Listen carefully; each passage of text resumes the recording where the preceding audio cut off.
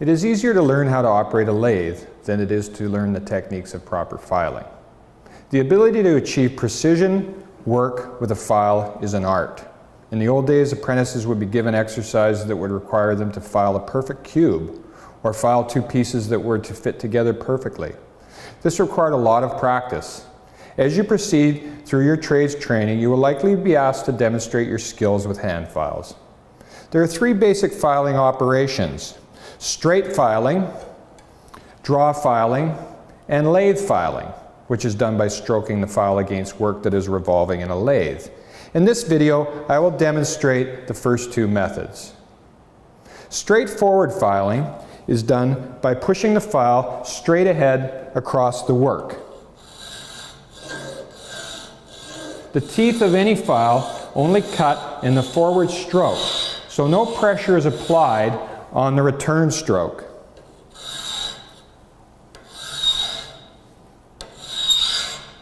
You can actually dull the file quickly, so it's best to lift the file slightly clear on the return stroke.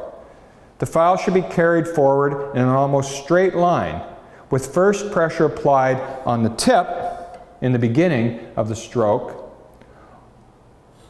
on both the tip and the heel through the middle of the stroke, and finally more on the heel near the end of the stroke. If too much pressure is applied on the forward stroke, the teeth are likely to clog or even break off. A common beginner mistake is to rock the file or try to remove too much material at one time. Both actions usually produce a rounded surface. It is important to make sure the file is clean before you start your work and during filing, as material can get wedged in between the teeth while you're filing and then scratch your work. The file is easily cleaned with a file card. The actions of these filings getting stuck between the teeth of the file is called pinning. One trick you can use to help control pinning is to rub chalk onto the teeth of the file. Another technique that I'm going to demonstrate is called draw filing. This method is used when a fine surface finish is needed on the edge. The file is grasped on either end and held perpendicular to the direction of the motion. Then even pressure is applied alternately as you pull and push over the work.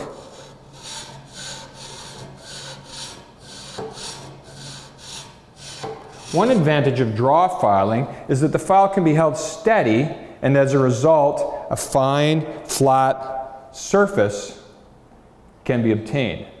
Draw filing is usually done with a single cut bastard file or a long angled lathe file, so that the metal is cut with a true shearing action that avoids scouring. In draw filing, it is important to balance the pressure over the entire stroke, so that a hollow spot doesn't develop in the center of the workpiece.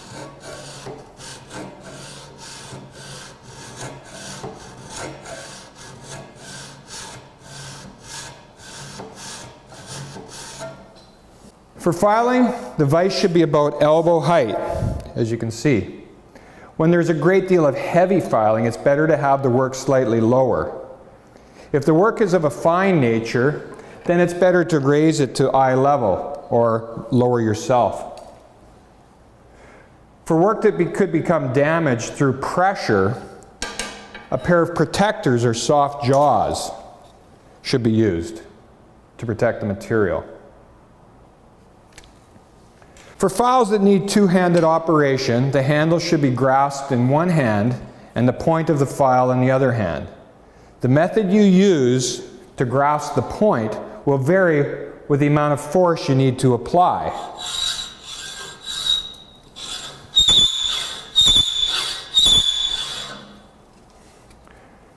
For normal filing, aim to carry the file forward almost in a straight line on the same plane.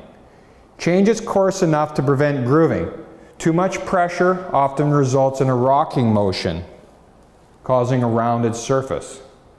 One of the quickest ways to ruin a good file is to apply too much pressure or too little on the forward stroke. Different materials, of course, require different touch. However, in general, just enough pressure should be applied to keep the file cutting. If allowed to slide over the harder metals, the teeth of the file rapidly become dull, and if they're overloaded by too much pressure, they're likely to chip or clog. On the reverse stroke, it's best to lift the file clear of the workpiece.